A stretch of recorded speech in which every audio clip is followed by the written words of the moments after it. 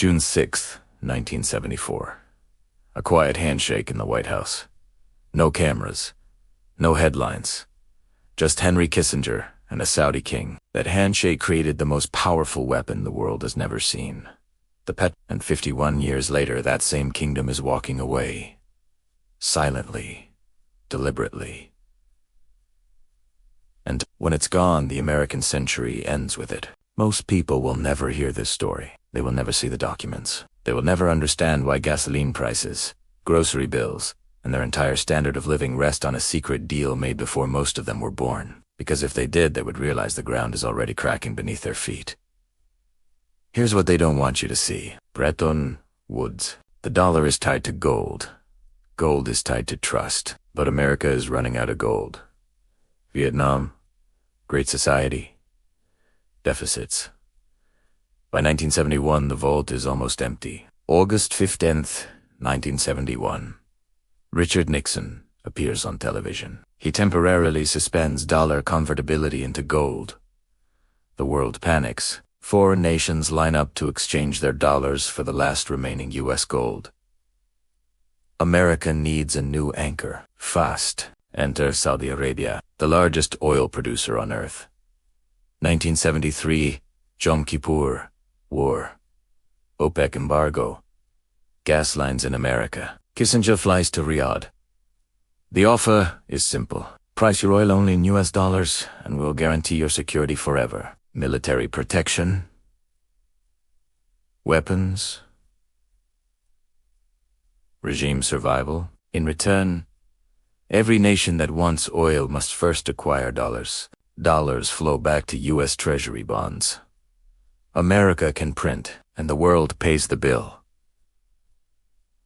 The deal is signed. Every OPEC nation follows.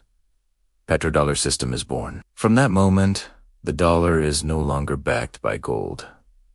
It is backed by oil and American aircraft carriers. For 50 years, it works perfectly. America runs endless deficits, endless wars, endless money printing. The world has no choice. One energy. Hold dollars. One to trade.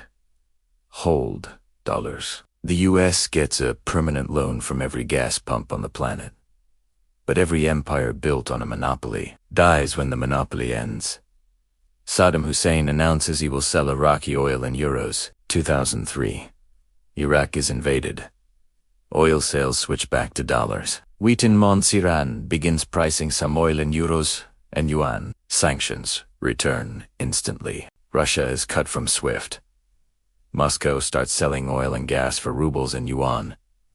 The precedent is set. You don't need dollars anymore. Now,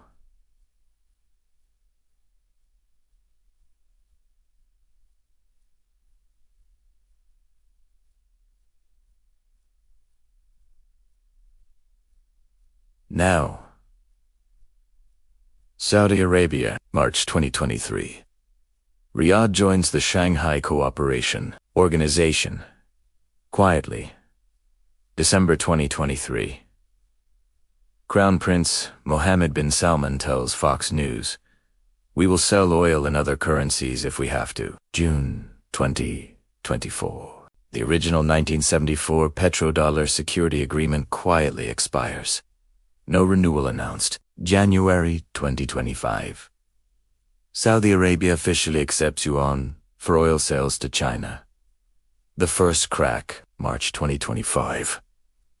BRICS Summit. Riyadh confirms it will price 15 to 20% of its oil in non-dollar currencies by 2026.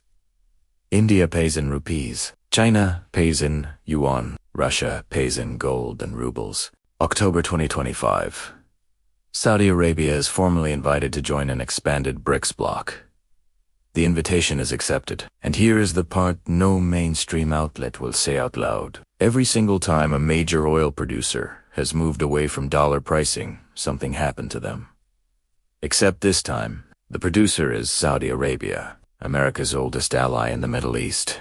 The one nation Washington said it would never let fall. Now look at the timeline. 2025 to 2026 is the tipping point. Saudi spare capacity is at historic lows. Global oil demand is still rising. Any disruption in dollar oil pricing forces surplus dollars back home. Foreign nations no longer need to hold treasury bonds. U.S. borrowing costs explode. The treasury market, the deepest in the world, starts to freeze. The Federal Reserve faces the same nightmare it faced in 1971, only this time there is no new Petrodollar deal to save it. BRICS launches the first large-scale commodity settlement platform outside the dollar. Gold-backed units of account. 25% of global oil trades outside dollars by year. The dollar loses reserve currency status. Slowly at first, then all at once. Who wins? Russia? China? Saudi Arabia? India? Anyone holding gold, commodities, or strong non-dollar currencies? Anyone who owes dollar debt wins, because a weaker dollar makes repayment easier. Who loses? American savers, pension funds holding treasury bonds, anyone whose wealth is priced in dollars. The United States government itself suddenly unable to borrow at 1%, forced to pay 7, 8, 10% on its own debt, or print, and watch hyperinflation arrive at home. This is not revenge. This is survival. Saudi Arabia watched Iraq, watched Libya, watched Iran. They decided the American guarantee is no longer worth the risk. The petrodollar dies quietly. No explosion, no declaration of war. Just a slow bleed until one morning you wake up, fill your tank, and realize the empire that guaranteed your standard of living for 50 years is gone. You now know the timeline. The question is, what are you going to do before the last barrel is sold in dollars? If this video woke you up, drop a like and subscribe. New forbidden truth every single day. Turn on notifications. The next one might save your wealth. Comment the one thing you're doing right now to prepare. I read every single one.